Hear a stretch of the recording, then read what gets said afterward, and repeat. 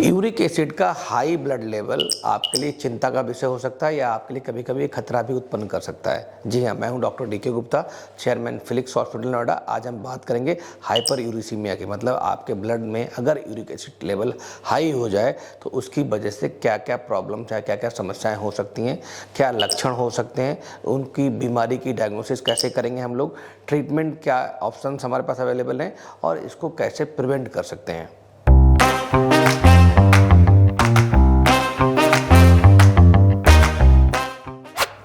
अब बात करते हैं कि यूरिक एसिड होता क्या है, कैसे बनता है। मीन्स जब हम बॉडी में हमारी बहुत सारी कोशिकाएं होती हैं, बहुत सारी शरीर के अंदर जो कोशिकाएं नेचुरली उनकी डेथ होती रहती है बहुत सारी कोशिकाओं की, और जब भी कोई कोशिका की डेथ होती है तो उससे यूरिक एसिड जनरेट होता है या उसका प्रोडक्शन होता है। कभी कभी क्या होता है, कुछ खाने हम ऐसे खाते हैं जिनमें पचाने के समय, जिनके डाइजेशन के टाइम पे भी कई बार यूरिक एसिड बनता है और वो भी आपके यूरिक एसिड ब्लड में चला जाता है। तो इनमें से कोई भी प्रक्रिया आपकी बॉडी में यूरिक एसिड को बढ़ा सकती है, जिसको हम बोलते हैं हाइपर यूरिसीमिया।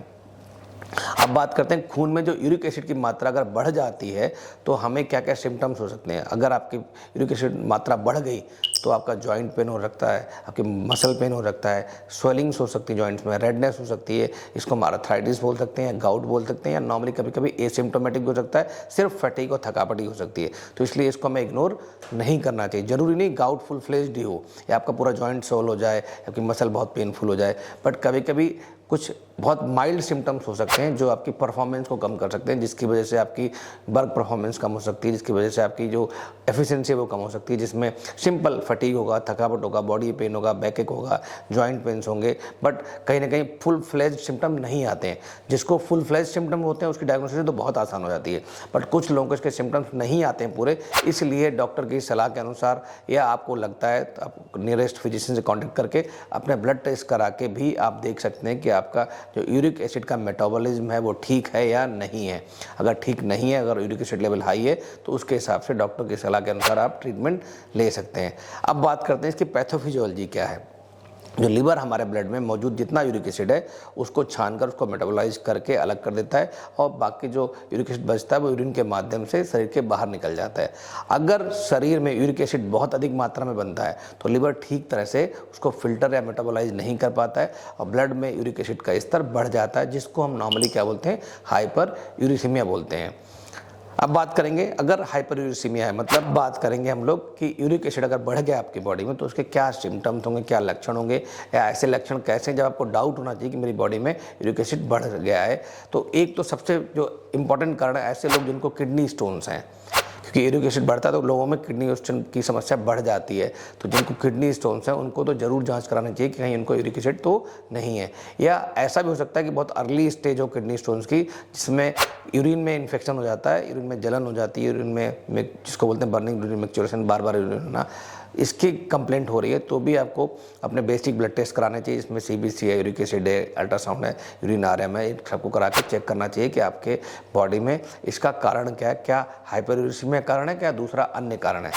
तो दो तरह के ब्लड टेस्ट होते हैं। एक तो हम बेसिक ब्लड टेस्ट कराते हैं जिसमें कंप्लीट ब्लड काउंट है, लिवर फंक्शन टेस्ट है, किडनी फंक्शन टेस्ट है, ये सब करा सकते हैं। किडनी फंक्शन टेस्ट के अंदर यूरिक एसिड का टेस्ट भी कराते हैं, इसको सेपरेटली भी हम यूरिक एसिड टेस्ट करा सकते हैं। उसमें देख सकते हैं खून में जो मात्रा है वो नॉर्मल लाइन से ज़्यादा तो नहीं है।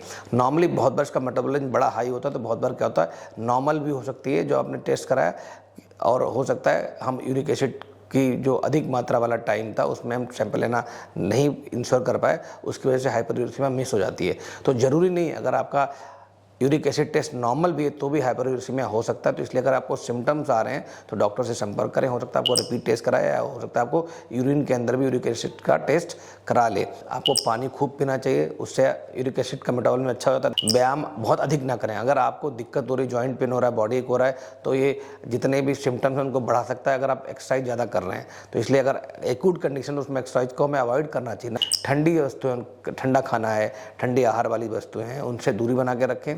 जो अल्कोहल है उसका यूज ना करें, अल्कोहल कंज्यूम ना करें। फैटी एसिड्स जो फैटी फूड्स होते हैं, जो जंक फूड्स होते हैं, उनका अवॉइड करें कंजम्पशन।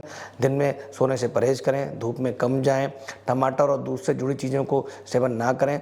इसके अतिरिक्त जो भी हाई प्रोटीन डाइट है, जैसे मीट होता है, खास करके चिकन है, मटन है, फिश है, इसको अवॉइड करें, बिकॉज इसके अंदर प्रोटीन कंटेंट बहुत हाई होता है, और प्रोटीन कंटेंट जिसमें भी हाई होगा वो आपको हाइपर यूरेसीमिया जरूर करेगा। इसके अलावा जो वेजिटेरियन लोग हैं वो दाल का सेवन कम करें, खासकर उड़द की दाल है, राजमा है, चना है या सोयाबीन है, इसमें भी प्रोटीन कंटेंट बहुत हाई होता है, ये भी हाइपर यूरेसीमिया को बढ़ावा देता है। एग है, अंडे के अंदर जो 100% प्रोटीन होती है एल्यूमिन, वो भी कहीं ना कहीं हाइपर यूरेसीमिया को बढ़ावा देता है। तो अगर आपको इस तरह के सिम्टम्स आ रहे हैं जिसमें हाइपर यूरेसीमिया हो सकता है, या ब्लड टेस्ट में आपका यूरिक एसिड हाई है, तो इन चीज़ों से परहेज करें और अपने डॉक्टर से संपर्क जरूर करें। डॉक्टर की सलाह अनुसार ट्रीटमेंट लें, प्रिवेंशन पे फोकस करें, इससे आपकी दिक्कत दूर हो जाएगी और आपको हाइपरयूरेसीमिया नहीं होगा। अगर हो गया है तो जल्दी आप इलाज से आराम पा लेंगे। Thank you so much.